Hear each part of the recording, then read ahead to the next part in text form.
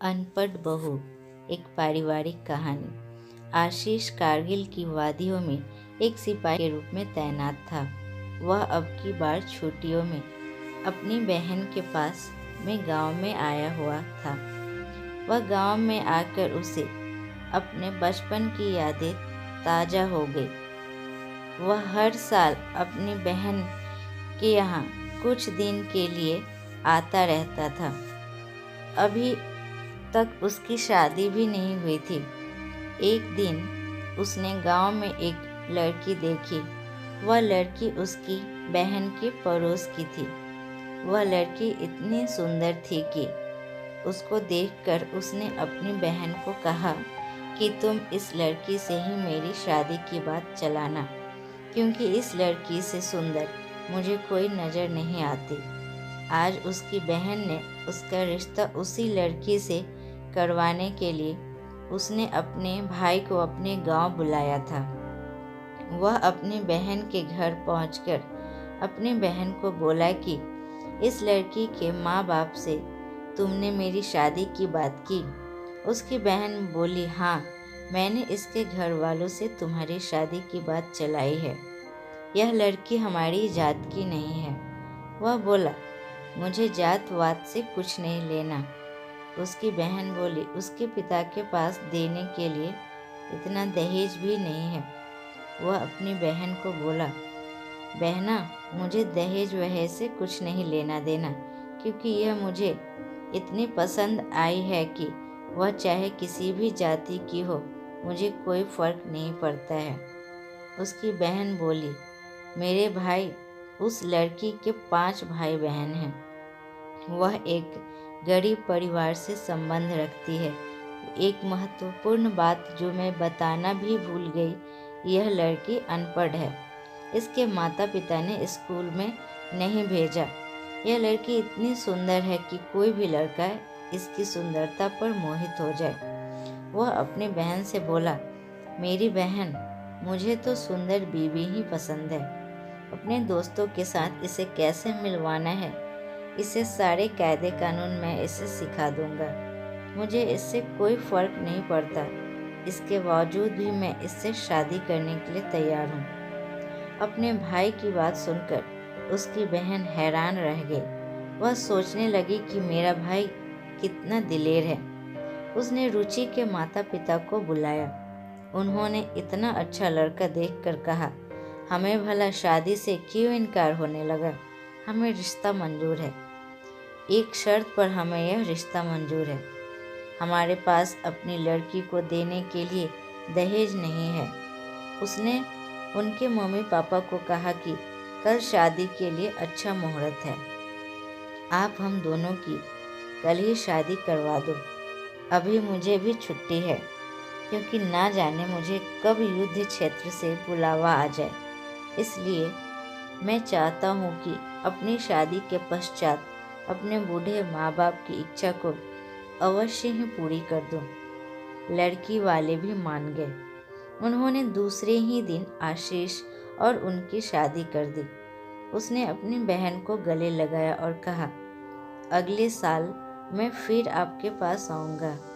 यह कहकर उसने अपनी बहन से विदा मांगी। शादी करके अपने घर वापस आ गया था। उसकी पसंद को देखकर लोग उसे कहते, वाह, क्या सुंदर परी जैसी दुल्हन लाए हो। आशीष अपने मन में कहीं ना कहीं सोच रहा था कि पहले उसे समाज में बैठने उठने के तरीके सिखा देता हूँ। मैं अपने दोस्तों के साथ उसे यूं ही नहीं मिलवा सकता हूँ, क्योंकि गांव के रहन सहन और शहर के तौर तरीकों में दिन का अंतर है। रुचि को अपने साथ क्लब होटलों में ले जाने लगा। वह उसके परिवार में पूरी तरह से घुल मिल गई, लेकिन पढ़ाई के नाम पर बिल्कुल शून्य थी। उसने एक कक्षा तक भी पढ़ाई नहीं की थी। उसे देखकर कोई भी नहीं कह सकता था कि वह पढ़ी लिखी नहीं है। जब भी वह अपने घर छुट्टी पर आता तो उसे लेकर अपने दोस्तों से मिलवाने ले जाता। उसके माँ बाप ने उसे एक दिन जरूर कहा था कि बेटा, बहू देखने में तो सुंदर है, परंतु है तो हमारी तरह अनपढ़, क्योंकि अब तो घर में 3-3 अनपढ़ इकट्ठे हो गए हैं। अपने बच्चों को भी यह पढ़ा नहीं सकेगी, और तुम तो युद्ध क्षेत्र में रहते हो। जब तुमने शादी कर ही ली है तो अब हम क्या कर सकते हैं। आशीष को युद्ध क्षेत्र से बुलावा आ चुका था। उसे दूसरे दिन ही रणभूमि में जाना था। उसने अपनी पत्नी से विदा ली। उसकी पत्नी ने तो रोते हुए अपने पति को विदा किया। वह बोला, अरे पगली, अपने पति को हंसते हुए विदा करते हैं, क्योंकि मातृभूमि की रक्षा करने का अवसर तो किसी भाग्यवान को ही मिलता है। तुम्हें तो अपने पति पर गर्व करना चाहिए। उसने अपने पति के माथे पर तिलक किया और वह उसे जाते हुए उसे बाहर तक छोड़ने आई थी। आशीष को गए हुए काफी दिन हो चुके थे। एक दिन उसके घर पर तार आई। डाकिया तार देकर गया।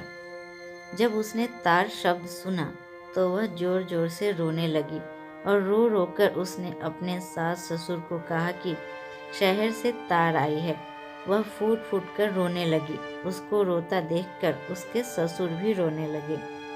उसने अपने देवर को बुलाया। उसके देवर को पता चल चुका था कि शहर से तार आई है। जब उसने अपनी भाभी को रोते देखा, बोला, भाभी, मैं बाजार जाकर सामान लेकर आता हूँ, क्योंकि शहर से फोन आ चुका था कि गाड़ी 11 बजे के करीब घर पहुँचेगी। उसको रोता देखकर आसपास की औरतें भी इकट्ठा होकर जोर जोर से रोने लगी। उन सभी को मालूम नहीं था कि तार खुशी के अवसर पर भी भेजी जाती है। उन्हें तो ये ही मालूम था कि तार तो मरने पर ही भेजी जाती है। फोन पर भी आवाज़ साफ नहीं सुनाई दे रही थी। उसका देवर जाकर कफन ले आया था। उसके माँ बाप ने सब लोगों को इकट्ठा कर लिया था। चारों ओर चीखने चिल्लाने की आवाज़ें आ रही थी। रुचि ने सफ़ेद साड़ी पहन ली थी। उसने फ़ोन पर सुना था कि गाड़ी 11 बजे घर पहुंच जाएगी। उसके घर में लोगों को इतनी ज़्यादा भीड़ थी कि उसके घर में बैठने के लिए जगह भी नहीं बची थी। चारों तरफ सन्नाटा ही सन्नाटा था। आशीष के दोस्त सब उसे आखिरी सलाम देने के लिए गाजे बाजे से विदा करने वाले थे।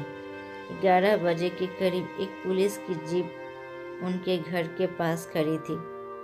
उसमें से आशीष नीचे उतरा। उसने हैट पहन रखा था। जैसे ही घर में सन्नाटा देखा और वहाँ से रोने चिल्लाने की आवाज़ सुनी तो उसके कानों में सीटियाँ बजने लगी। वह सोचने लगा कि कहीं मेरी पत्नी को तो कुछ नहीं हो गया, मेरी बूढ़ी माँ या पिता को तो कुछ नहीं हो गया, जो लोग जोर जोर से रो रहे हैं। उसके दिमाग में तरह तरह के ख्याल आ रहे थे। वह दौड़ा दौड़ा अंदर गया और अपनी माँ के पैर छूकर बोला, माँ प्रणाम। उसकी माँ अपने बेटे को देखकर चौंकी और उसे देखकर खुश हुई। वह बोली, हे भगवान, क्या अनर्थ कर डाला, बहू ने हमें क्या खबर दी। आशीष बोला कि मैंने अपने आने की खबर आपको तार के माध्यम से दी थी। वह बोला, और फ़ोन पर यह भी कहा था कि 11 बजे तक हम आ जाएंगे। आशीष की बूढ़ी माँ अपनी बहू के पास आकर बोली, अरे तुमने ये क्या अनर्थ कर डाला, मेरा बेटा तो जिंदा है। वह बोली कि आज सुबह ही डाकिया तार देकर गया था। मुझे क्या पता था कि तार में अच्छी खबर भी होती है। मुझे तो पता था कि तार में बुरी खबर ही होती है। यह बातें मैंने मोहल्ले में अपनी सहेलियों को बताई। जिसने सुना वह भी यहाँ आए बिना ना रह सका। आशीष को कहीं ना कहीं अपनी गलती का एहसास हुआ कि मैंने अपने लिए सुंदर बहू का चुनाव तो कर लिया, मगर उसे तौर तरीके सिखाने के बजाय उसे शिक्षा दिलवा दी होती तो आज उसकी जगह हसाई नहीं होती। वह सारी जनता को संबोधित करते हुए बोला, मैं आज आपको एक सच्चाई से अवगत कराना चाहता हूँ। मैंने अपनी पसंद की लड़की से शादी की। इसकी सुंदरता पर मोहित हो गया और मैंने सोचा कि वह भी मुझे मेरे तौर तरीके सीख कर मुझे खुश कर देगी। उसने अपनी तरफ से तो बहुत कोशिश की और सफल भी हो गई। पर कहीं ना कहीं मैं यह भूल गया कि सब तौर तरीकों से भी सबसे महत्वपूर्ण है मनुष्य की शिक्षा। इंसान अगर पढ़ा लिखा होगा तो वह दुनिया में किसी भी क्षेत्र में चला जाए, वह कभी निराश नहीं होगा। बिना शिक्षा के उसका जीवन अधूरा है। इसलिए शिक्षा, चाहे वह नौजवान हो या बड़ा, हर व्यक्ति को शिक्षा अवश्य प्राप्त करनी चाहिए। इस बात के लिए मैं रुचि को दोषी नहीं ठहरा सकता, क्योंकि मैंने उसे कभी शिक्षा प्राप्त करने के लिए जोर नहीं लगाया। आज सबके सामने मैं यह प्रण लेता हूँ कि अपनी पत्नी को शिक्षा दिलवाने के लिए मुझे जो कुछ भी करना पड़ेगा, मैं पीछे नहीं हटूंगा। उसने रुचि का हाथ पकड़ते हुए अपने दोस्तों से मिलवाया और कहा कि मेरी पत्नी बिल्कुल अनपढ़ है। इसके पिता ने उसे कभी स्कूल नहीं भेजा, परंतु आज से मैं इसे पढ़ा लिखा कर इतना काबिल बनाऊंगा, मैं चाहे जीवित रहूं या नहीं, वह अपने बच्चों को तो अच्छी शिक्षा दिलवा सकती है। उसने प्रौढ़ शिक्षा केंद्र जाकर अपनी पत्नी की पढ़ाई के लिए एक खत लिखा। उसकी पत्नी ने प्रौढ़ शिक्षा केंद्र में जाना स्वीकार कर लिया था। वह वहां पर जाकर काफ़ी कुछ पढ़ना लिखना सीख गई थी। जब वह अपने मायके आई तो अपनी माँ को भी उसने कुछ कुछ पढ़ना लिखना सिखा दिया था। यह कहानी उस समय की है जब तार के माध्यम से ही संदेश भेजे जाते थे। उम्मीद करती हूँ ये कहानी आपको पसंद आए। अगर पसंद आए तो आप लाइक, शेयर और सब्सक्राइब करें।